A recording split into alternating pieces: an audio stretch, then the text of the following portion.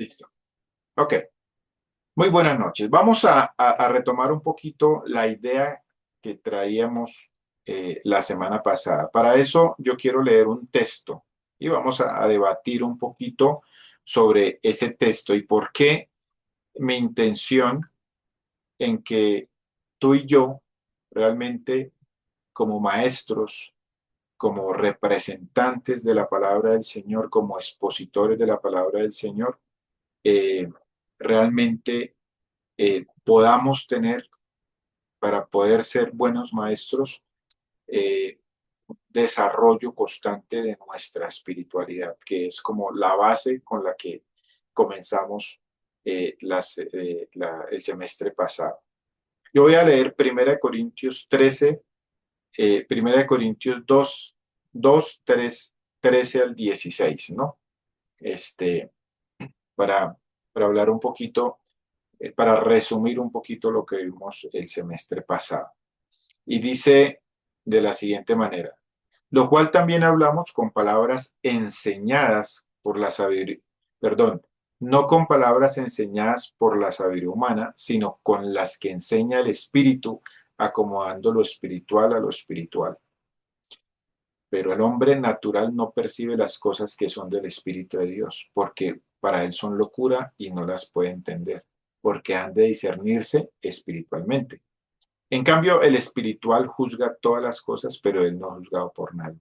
Porque ¿quién conoció la mente del Señor? ¿Quién la instruirá? Mas nosotros tenemos la mente de Cristo. Fíjense que el apóstol Pablo está enseñando a la iglesia, ¿sí? Y él apela a esa capacidad que él tiene de poder realmente entender lo espiritual y acomodar lo espiritual a lo espiritual. Por lo tanto, yo concluyo que el verdadero maestro, el verdadero siervo que está interesado en transmitir una idea, una verdad de la palabra del Señor, necesita urgentemente tener espiritualidad, crecer en la espiritualidad, manejar una espiritual. Un maestro que realmente eh, no maneja esa espiritualidad, muy posiblemente se va a encontrar hablando sabiduría del mundo y mezclándola con la palabra del Señor, etcétera, etcétera, etcétera. Entonces, no sé si se acuerdan qué piensan de eso, qué piensan de esa posición con la que empezamos, de esa idea con la que empezamos. Yo los quiero escuchar, cómo, cómo han andado en eso.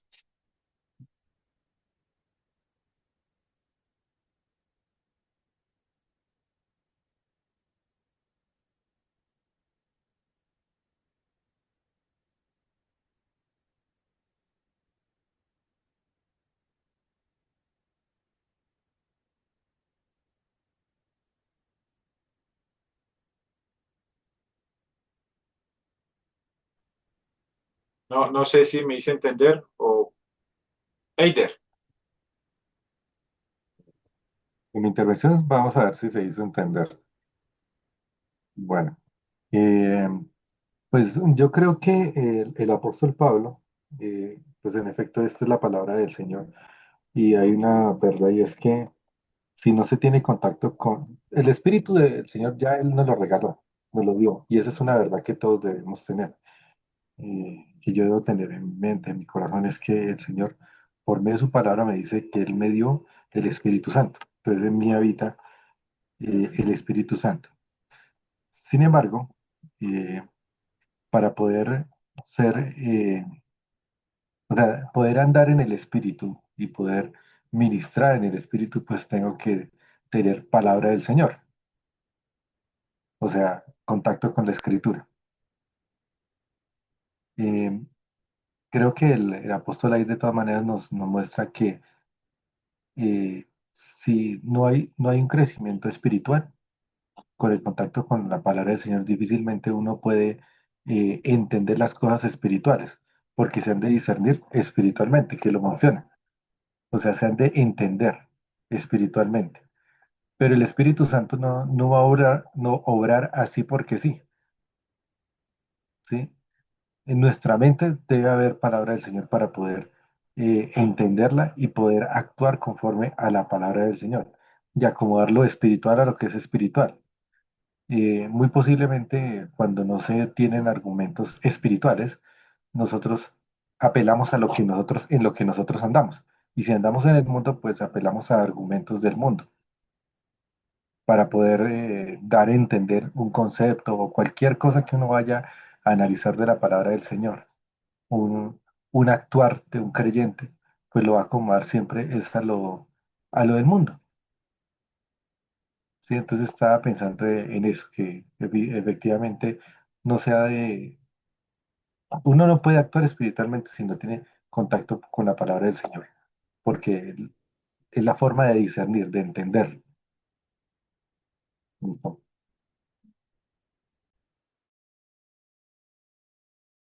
Gracias, Eider.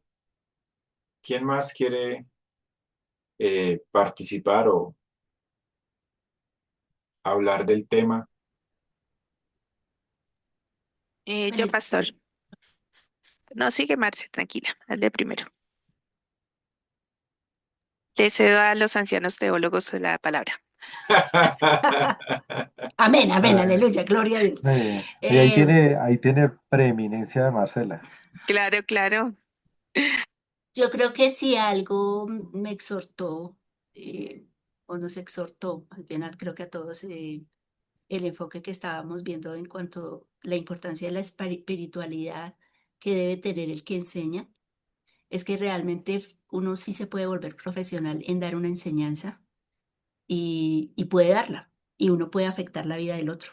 O sea, la enseñanza puede afectar la vida del otro, pero esa enseñanza no me afecta a mí, porque realmente no estoy creciendo yo, ¿sí? Entonces, creo que la base de la enseñanza el semestre pasado fue crear esa sed y esa responsabilidad que tenemos como ministros del Señor en crecer en esa relación con el Señor, de tal manera que cuando enseñemos no solo sean palabras bonitas, sino que vayan acompañadas también de ese poder del Espíritu Santo que es algo sobrenatural y que se sale de nosotros. Entonces sí, sí fue una exhortación y un llamado y por eso creo que eso conectaba con la exhortación al tiempo devocional, a ver esa necesidad de que tenemos que estar leyendo la palabra, que es por nosotros mismos, porque necesitamos ese vínculo con el Señor para poder realmente impactar las vidas y realmente ser testigos de Cristo reales. Ok, gracias, Marcelita. Judy. En este tiempo que me ha tocado como enfocarme mucho en la universidad y digámoslo así, hay muchas cosas que a nivel personal y emocional me frustran. Se ve la necesidad realmente de tener la palabra del Señor a la mano.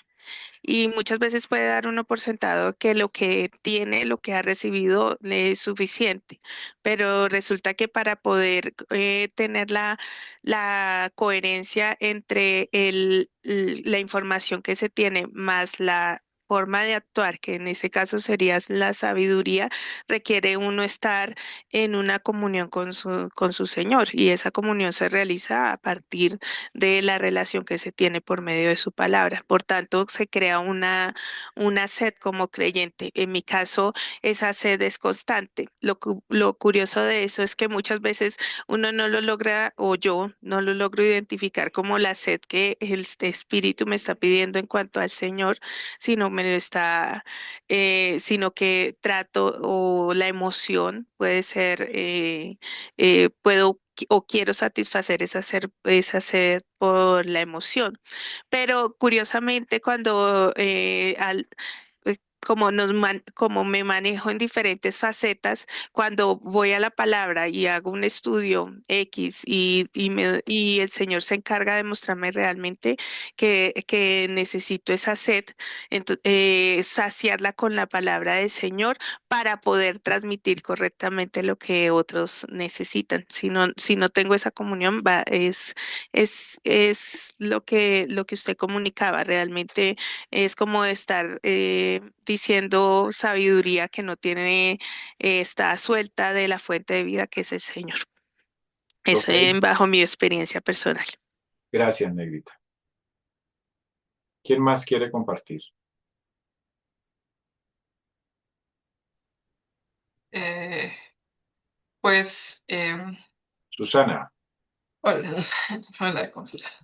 Em, Hace poco pues estuve haciendo como una enseñanza sobre la madurez y, y hay un versículo, creo que es en Hebreos, que dice que para alcanzar esa madurez se requiere de una práctica constante de esos principios para aprender a discernir.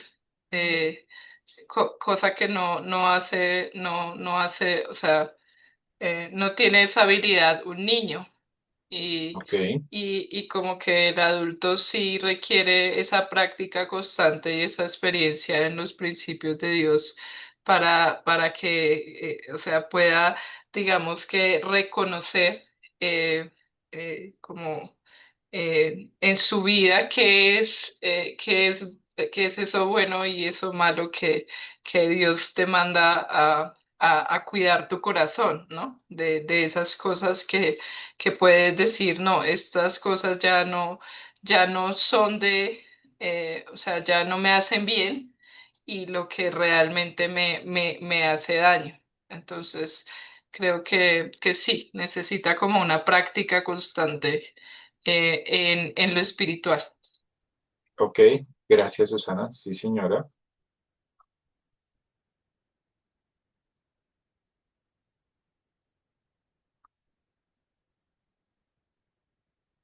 Sí creo que nuestra espiritualidad debe ser constante. Y yo creo que por eso, más adelante en la charla, vamos a hablar un poquito nuevamente, vamos a retomar el tema de la oración.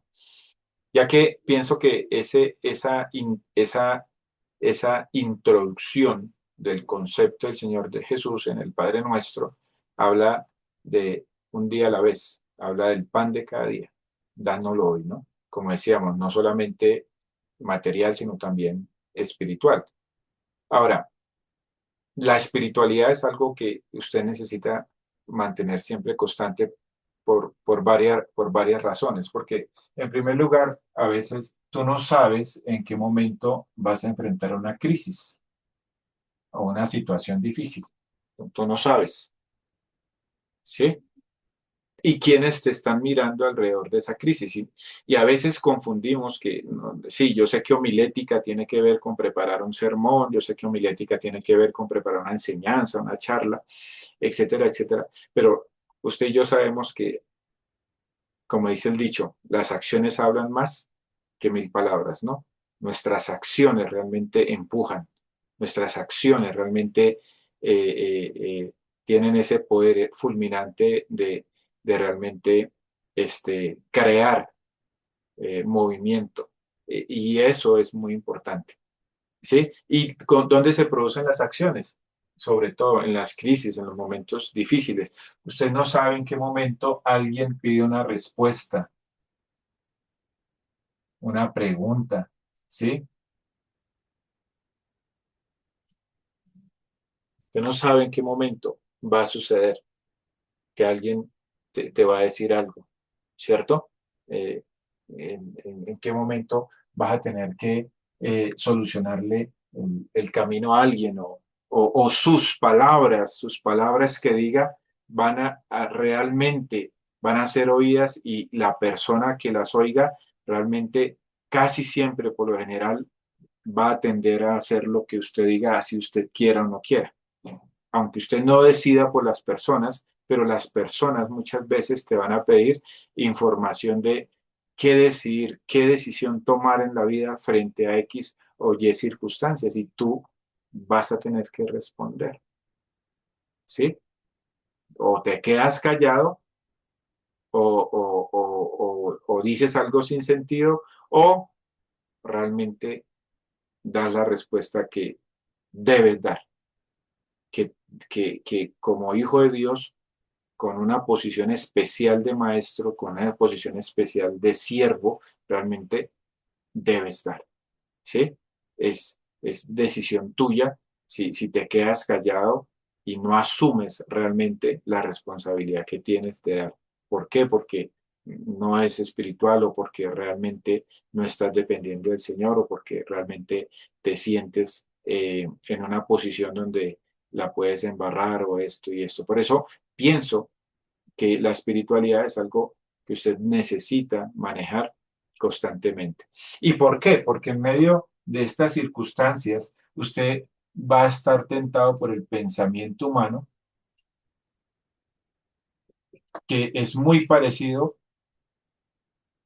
conductualmente al del Señor. No, no, pues tengamos tolerancia los unos a los otros, ¿sí? Seamos, sí, sí, es algo muy parecido con, ¿cierto? Tener paciencia y usted va a tener que luchar contra saber discernir qué es pensamiento humano, qué es el pensamiento de Dios, o que usted responda con base a tus experiencias y resulta que tu experiencia no necesariamente es la palabra del Señor. ¿Cierto? ¿No? Te pareció bonito en una circunstancia, en una situación, y dice, no, basado en mi experiencia, yo puedo decir esto, ¿no? Pero ¿qué si no es?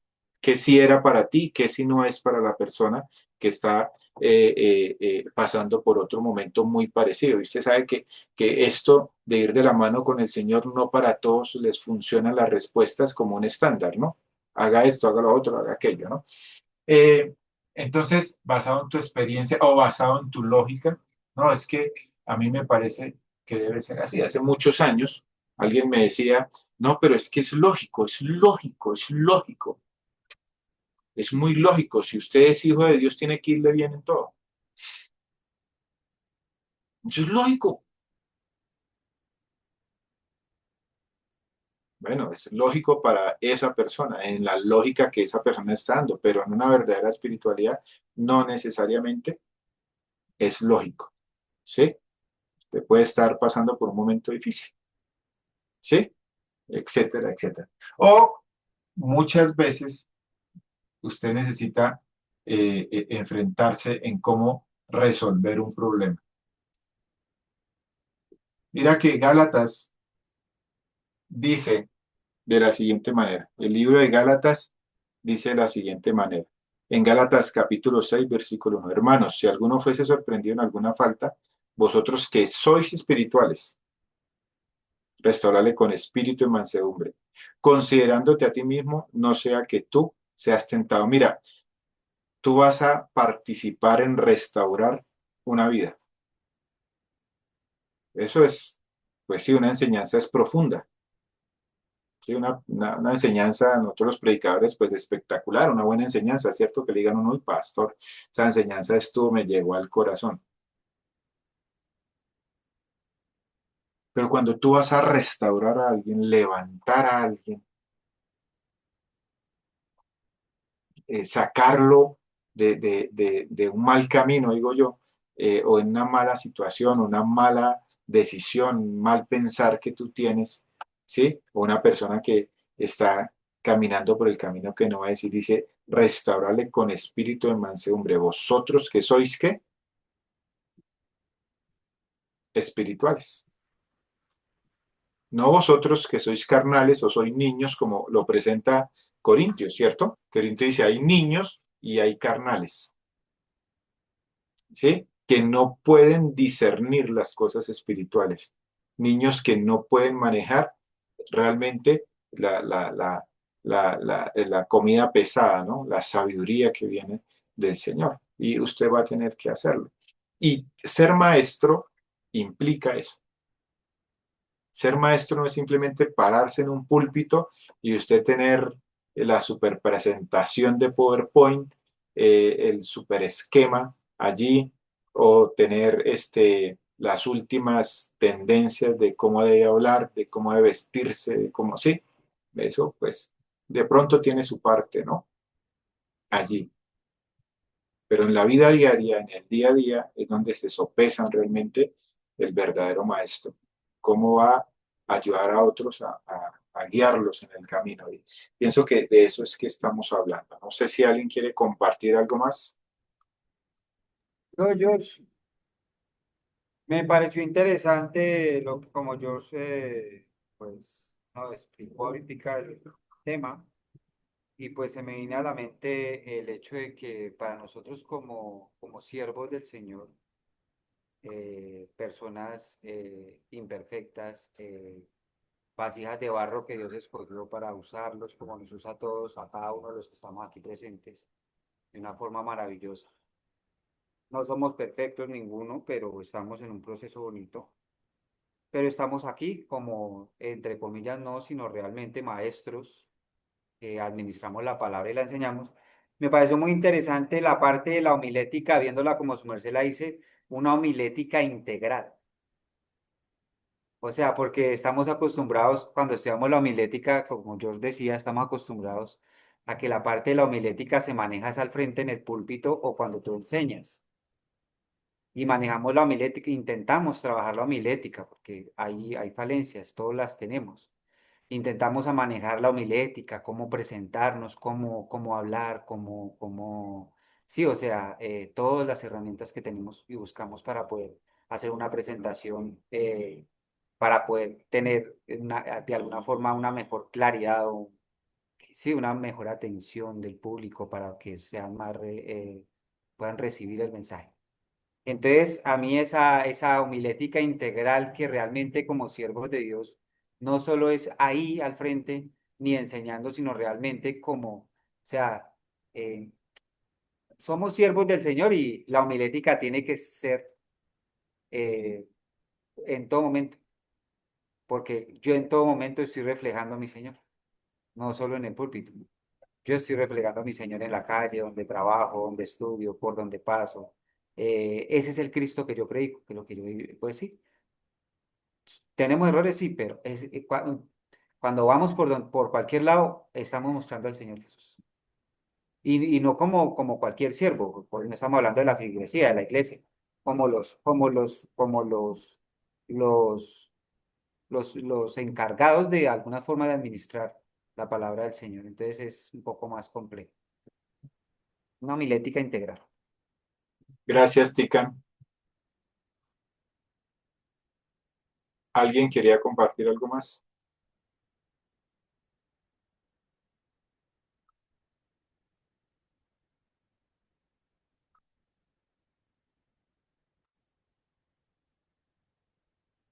Ok, si vamos a trabajar nuestra espiritualidad, como lo vimos el semestre pasado, es muy importante que usted aprenda a orar, ¿sí? Es interesante que a veces nosotros podemos llevar 15, 20 años en el cristianismo, pero no saber orar, ¿sí? O no entender cómo funciona realmente la oración. O porque no nos han enseñado, porque el pastor todavía no ha enseñado a orar, ¿no? Eso puede pasar también, ¿cierto? Es un tema ahí complejo porque uno puede dar por sentado que las personas pues saben orar. Ah, las personas saben orar. ¿Sí? No, pues oró en público, pues la persona sabe orar, pero la oración no es simplemente un monólogo que uno hace en una oración, en una reunión que le invitan a uno a orar. ¿Sí? La oración para mí es esa puerta para la espiritualidad. Sin la comprensión de cómo la oración puede ser esa puerta para la espiritualidad, pues usted de alguna manera le faltará algo, ¿sí? De alguna manera tendrá un vacío allí en el tema. Y por eso, como a mediados del semestre pasado, tocamos la oración del Padre Nuestro, ¿cierto? Y es interesante que la oración del Padre Nuestro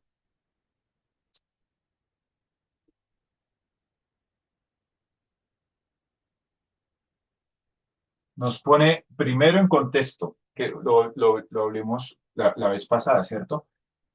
Padre nuestro que estás en los cielos, ¿cierto? En los cielos está nuestro Padre. Entonces, primero pone el contexto. Ojo, ¿cierto? O sea, usted se va a dirigir, usted va a conectar, usted se va a enchufar, usted va a requerir, usted va a solicitar, usted está apelando. ¿A dónde? Al cielo, al Padre que está en los cielos, ¿cierto? Al Todopoderoso, al que te salvó. O sea, eso ya le pone una perspectiva. Si usted llega y dice, Padre Celestial, es que tengo problemas con un hermanito, usted ya ahí ya se metió en problemas. Porque usted está llevando su caso al Padre Celestial. Y en ese orden de ideas, si está llevando su caso al Padre Celestial, pues el Padre Celestial que usted espera que se ajuste a lo que ese Padre realmente espera de ti. Ya ahí hay un tema, ¿sí? Entonces, fíjense que el Padre Nuestro lo pone a uno en contexto de dónde se va a dirigir. Hablamos de la voluntad de Dios, ¿cierto? Recuerda que hablamos de la voluntad y hablamos incluso de la voluntad específica de Dios. ¿Qué es lo que Dios quiere que tú hagas hoy? ¿Sí? Hoy como padre, hoy como cristiano, como hijo, como amigo, como trabajador, como esposa, como esposo. Mira, tienes muchos roles.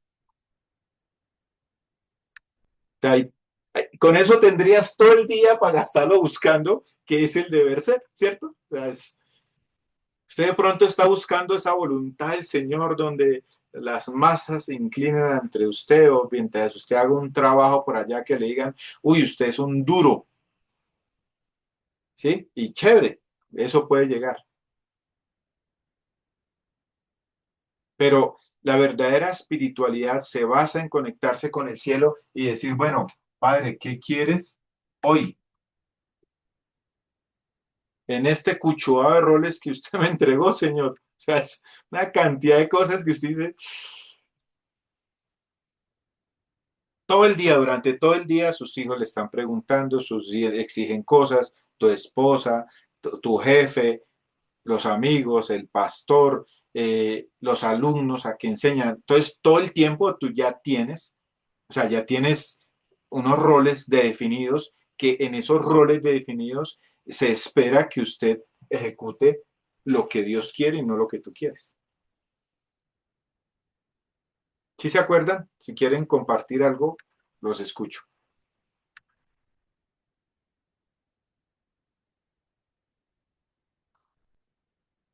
Me emocioné, no los estoy regañando.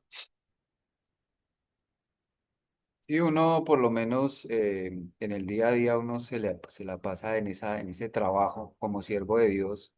Como dije yo ahorita, somos imperfectos. Sí, sí, esa lucha todos los días de querer llevar cada situación de una manera en la cual podamos honrar al Señor es tan complejo que usted puede estar trabajando en un tema de querer hacer las cosas de una buena manera, de una manera agradable. Y llega el momento en la descachada y pues, madre, que se sale uno y la saca del estadio. Hijo de madre, y el arrepentimiento porque llevabas un proceso bien, lo estabas haciendo bien y preciso te dejaste calentar y tenga papá, la saca del estadio usted y dice, esa lucha tan bonita que tenemos todos los días, digo bonita porque pues ahí veo la mano del Señor, que vuelve a uno como a entender quién soy y que realmente sigo necesitando a mi Señor y eso me lleva a seguir trabajando, a seguir buscando las formas, a seguir levantándome a orar, que vale la pena, que a seguir leyendo la palabra. O sea, yo creo que es de ánimo. Ok, gracias, Tica.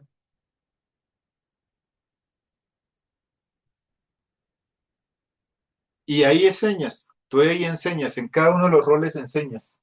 Enseñas cómo ser padre, enseñas cómo ser hijo, enseñas cómo ser esposo, cómo ser esposa, cómo ser empleado, cómo ser jefe, cómo ser maestro, ¿sí? Cómo ser líder.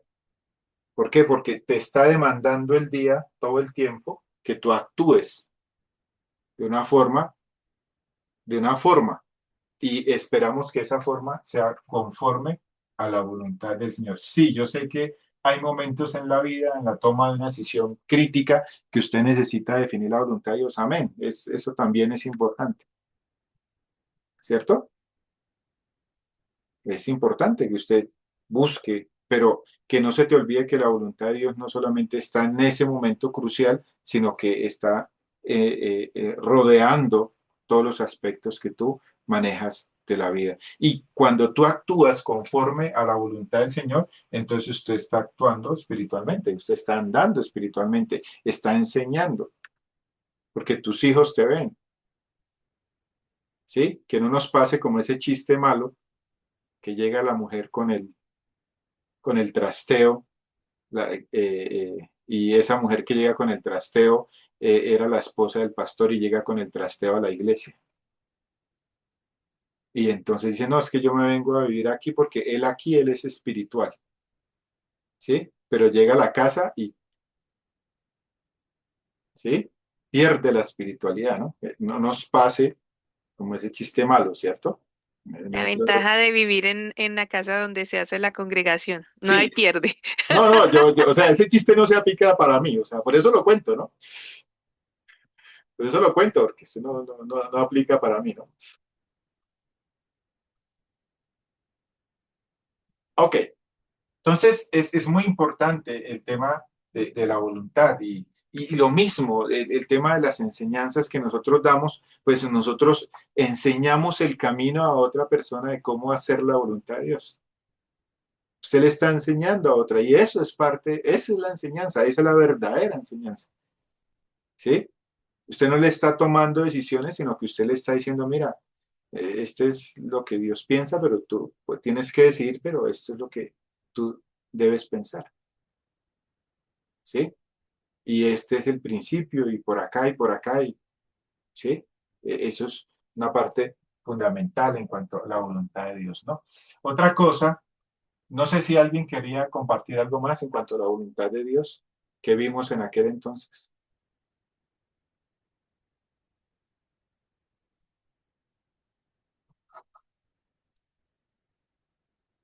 No, solo que es bonito aterrizar esa voluntad a la realidad, ¿sí?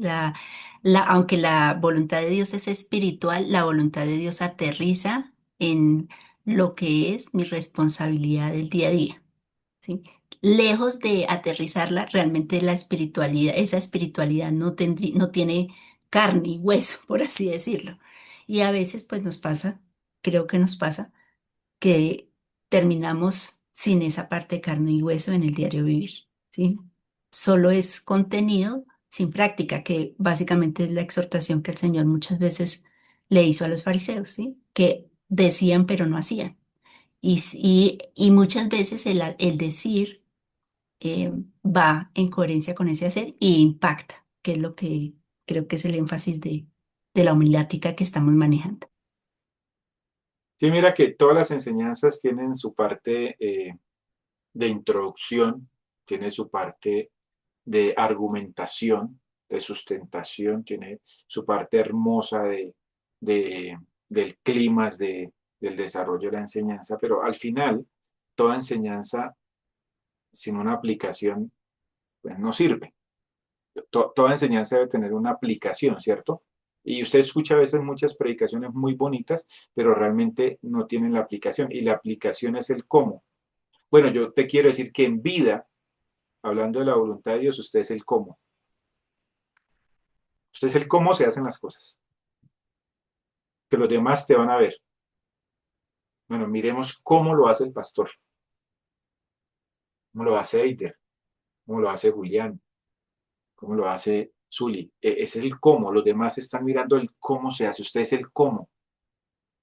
Se hace porque no hay libros sobre cómo se reacciona, cómo se soluciona, cómo se resuelve el problema. No hay un cómo. De una manera espiritual no hay. Tú eres el cómo para los demás, ¿cierto? Entonces, eso es muy importante. Y dentro de la voluntad, y seguíamos con el pan de cada día,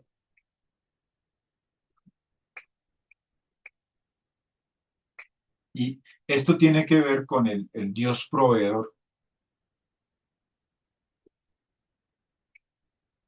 ¿sí? ¿Cómo, cómo te comportas frente a la provisión? ¿Sí? ¿Qué eres? ¿Eres ambicioso o eres perezoso, o eres una persona que realmente se le ve lo materialista, cómo se comporta frente a la provisión, ¿sí? Una persona que la pasa buscando trabajo porque quiere tener más plata y más plata y más plata y más plata y nunca acaba. Eh, eh, ¿Cómo te comportas frente a esa provisión? ¿Cuál es tu caminar, la voluntad de Dios en tu vida frente a la provisión? Pienso para mí, ¿cómo la manejas? ¿Sí? Lamentándote o quejándote o siendo agradecido. ¿Qué es el qué es que sé en cuanto al comportamiento de la provisión? Y pienso que el pan de cada día nos pone prácticamente un marco. Para mí me pone un marco. Yo estoy apelando a ese pan de acuerdo a la voluntad de Dios, ¿sí? De un Padre Celestial. Me pone un marco, ¿sí?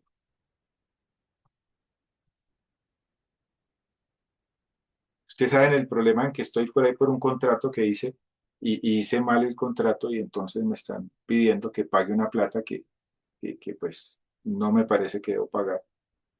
Ah, y yo le decía al Señor en el proceso de mi argumentación con él, Señor, yo son los recursos del reino. Y eso ya suena duro, ¿sí? Para mí, yo digo, "Jue madre, estoy hablando de los recursos del reino, que es la provisión de Dios para mi vida y esos son recursos del reino.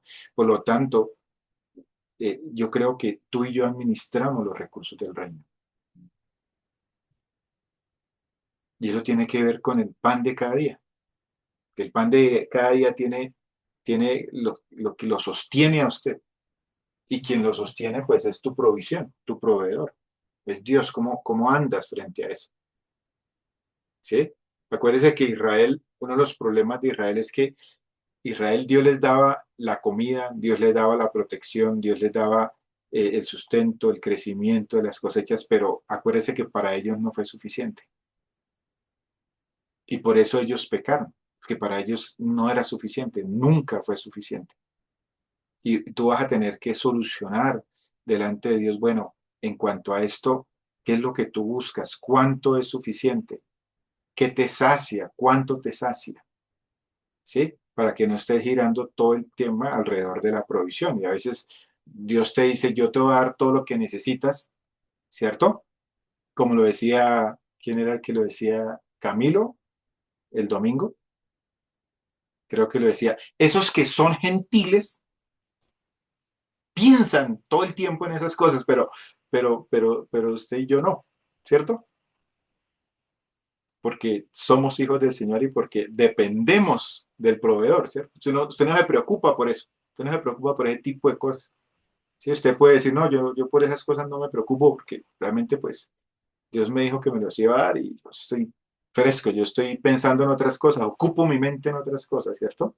Entonces, ese tiene que ver con la provisión del Señor, ¿no? Se me fue el tiempo y quiero hablar un poquito del tema que dejamos inconcluso. Pues no lo dejamos inconcluso, creo que cuadró todo con el tema del Día de la Familia, que es el tema del perdón, ¿cierto? Porque eso está incluido dentro de la oración. Mira todos los aspectos que tiene la oración del Padre Nuestro.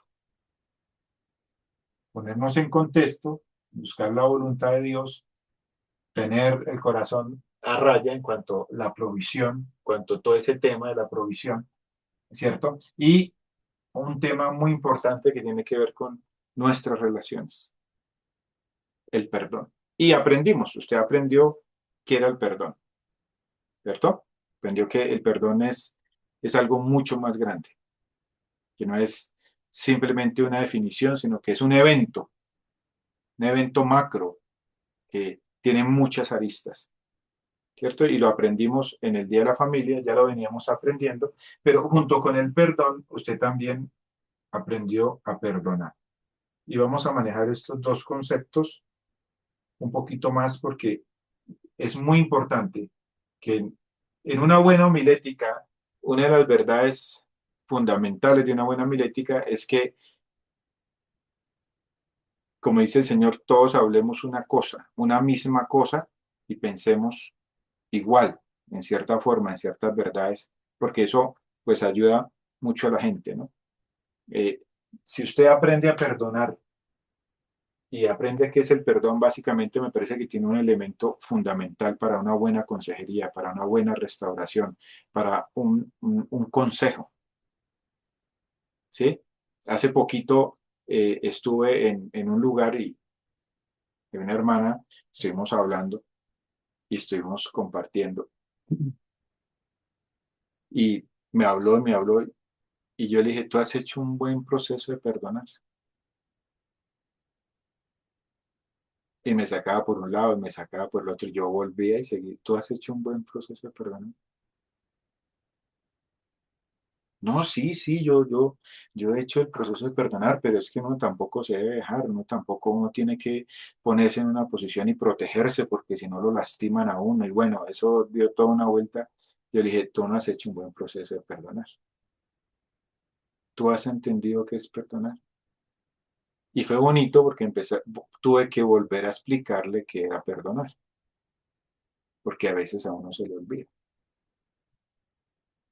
¿cierto? Y eso, eso es algo, es un papel fundamental que usted cumple en esta labor.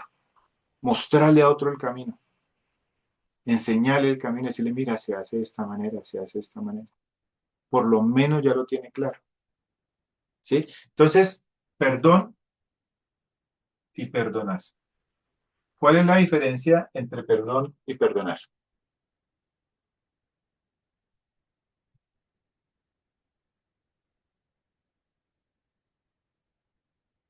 Ya, esto es un quiz ya.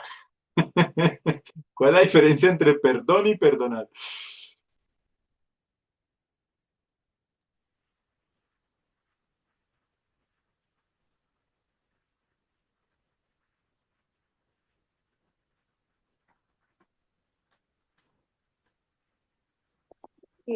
Perdonar es la acción, es el verbo,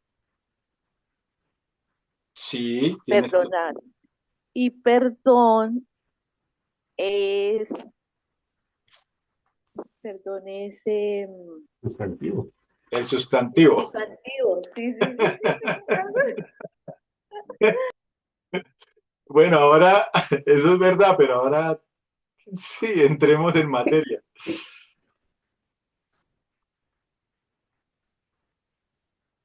Yo creería que, pues como lo veo yo, la acción de perdón y la acción de perdonar, ambas como verbo. El perdón, la acción cuando la recibo yo, y el perdonar cuando sabe de mí la acción. Ok, entonces, perdón. Pueden hablar.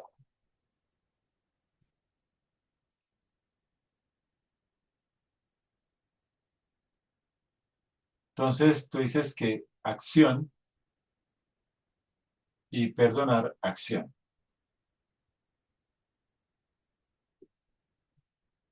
¿Ok? ¿Quién más?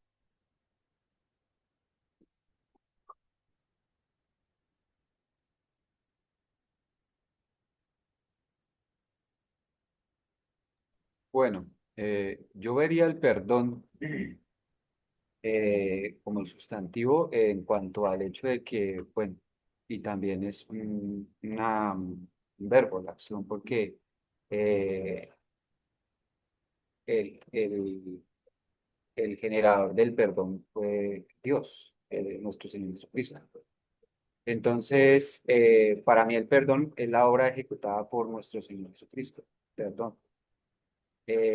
Cuando yo entiendo como hijo de Dios el perdón de Dios hacia mí de una forma clara y profunda, eh, yo puedo como, como individuo, ya hijo de Dios, ejecutar ese verbo, esa acción que ya voy a practicar como tal. ¿Sí? O sea, poderla ejecutar. Pero yo tengo que tener un conocimiento claro de lo que es el perdón universal, el perdón de Dios. No lo veía de esa forma. Gracias, Jonathan. ¿Quién más quiere compartir? Si no sabe, no se preocupe, no se preocupe que la idea aquí es ajustarnos. Pues George, completamente de acuerdo con lo que dice Jonathan. El perdón se ejecutó en la cruz, siendo muy... General.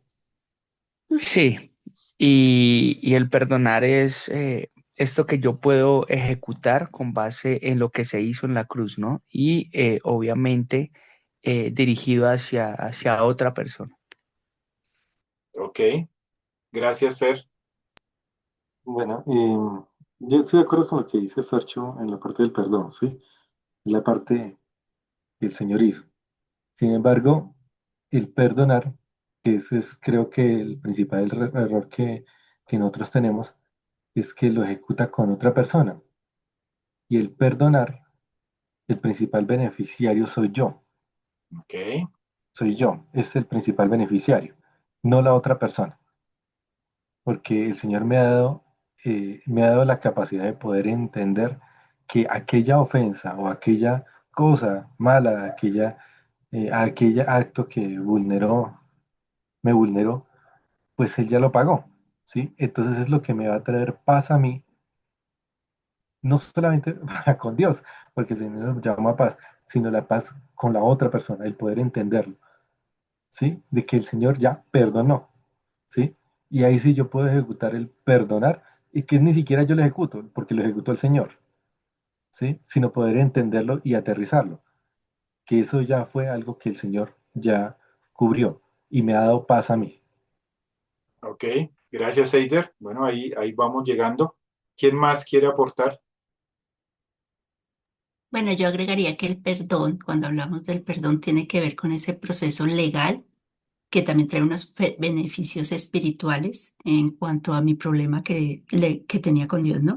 Y pues obviamente sí se dio con el pago hecho en la cruz, donde hay una absolución.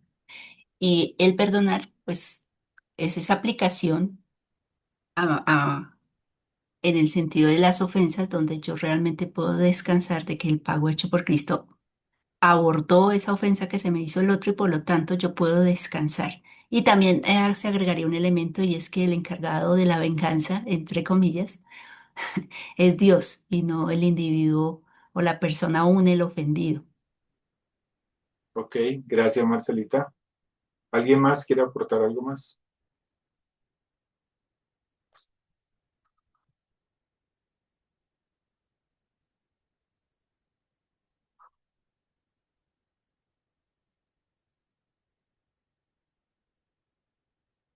Ok.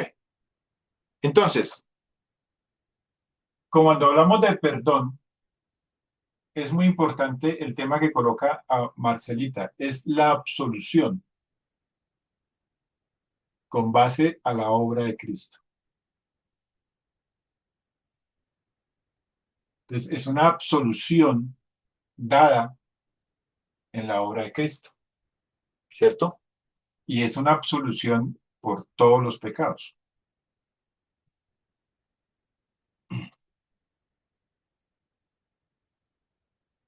¿cierto? Por lo que usted haya hecho o dejó de hacer, ¿no? Entonces, el perdón se basa en la obra de Cristo, ¿sí? Es mentira que el perdón es no cobrar la deuda. Eso es mentira, ese es, esa es la primera falacia que realmente necesitamos derrumbar, Porque ¿sí? tiene que haber un pago para ejecutar el perdón. Exacto, sí, porque usted no, o sea, no cobrar la deuda es algo muy superficial. No cobrar la deuda tiene sentido si se le añade la obra consumada de Cristo. Ahora, no es no cobra la deuda, porque usted sí la cobra, ¿sí? Usted cobra la deuda. Usted para poder perdonar, usted necesita cobrar la deuda. usted la cobra, solo que no se la cobra al individuo, pero tiene que haber un pago. Si no hay pago, es difícil. Entonces, es una absolución basada en la obra de nuestro Señor Jesucristo, ¿cierto? Y es una absolución por los pecados, por las ofensas, por todos los pecados. Entonces, ¿por qué? Porque ofendió al Señor, porque era necesario que se pagara, Él con su muerte la pagó, la paga del pecado es muerte. Entonces, es todo un andamiaje, es toda una estructura. El perdón no es simplemente unas palabras bonitas, el perdón es una estructura, ¿sí? Que obviamente es la base fundamental de la obra de Cristo en la cruz, de su padecimiento, de su sufrimiento. O sea, el perdón gira alrededor de la muerte de Cristo, ¿no? Entonces es muy importante tenerlo en cuenta, que no es simplemente, no, es que perdones no cobra la deuda, no, pare un momentico, ¿sí? Usted sabe que eso está girando alrededor de la obra de Cristo a través del sufrimiento de Cristo, la absolución por los pecados de todo el mundo, y eso quiere decir que tanto el ofendido como el ofensor están metidos en ese paquete. Y eso ya nos pone en contexto, ¿cierto? Pero cuando hablamos de perdonar, ¿sí? Es prácticamente aceptar ese pago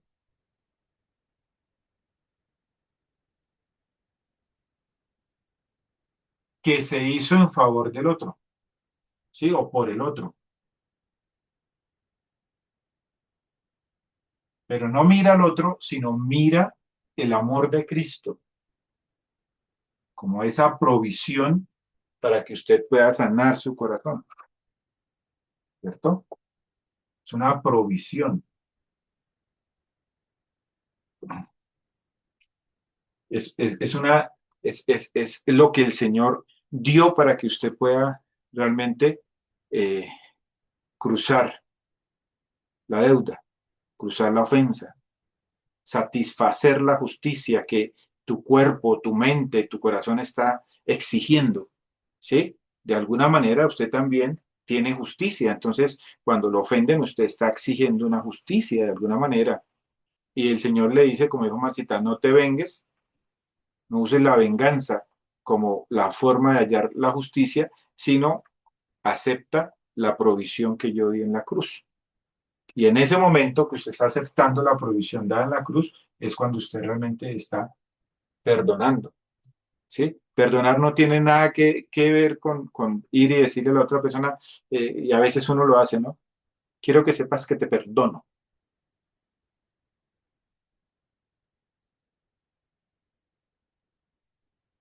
Y en cierta manera caemos en la trampa porque cuando usted está diciendo te perdono, en cierta manera lo que usted está diciendo es, está bien, te voy a pasar por alto, acepto lo que hiciste, porque yo también caigo, porque sí, o sea, es el perdón griego que nunca se usó en el Nuevo Testamento. El perdón griego que nunca se usó es, te perdonamos porque yo entiendo que todos los seres humanos cometen errores. ¿Sí? Y realmente el perdón está basado es en la provisión de Jesucristo. Así que vamos a mirar cómo funciona esto en nuestra espiritualidad y por qué esto es tan fundamental tenerlo claro. En cierta manera, en nuestra espiritualidad, usted peca si usted tiene una deuda todavía pendiente. Entonces, este ya está. Y no creo que alguien que tiene una deuda pendiente que no ha solucionado, realmente en ese momento sea espiritual. Porque no depende, como lo dijo Eider, no depende de la otra persona. Depende de algo que ya, una provisión que ya se dio para que usted realmente sane su corazón. Entonces es complejo si usted tiene problemas con alguien y en ese momento estás buscando espiritualidad y usted no ha solucionado pues el tema. ¿Cómo funciona? ¿Por qué el Padre Nuestro es importante en eso? Bueno, eso es lo que vamos a ver en las clases que siguen. ¿Listo? ¿Preguntas, inquietudes?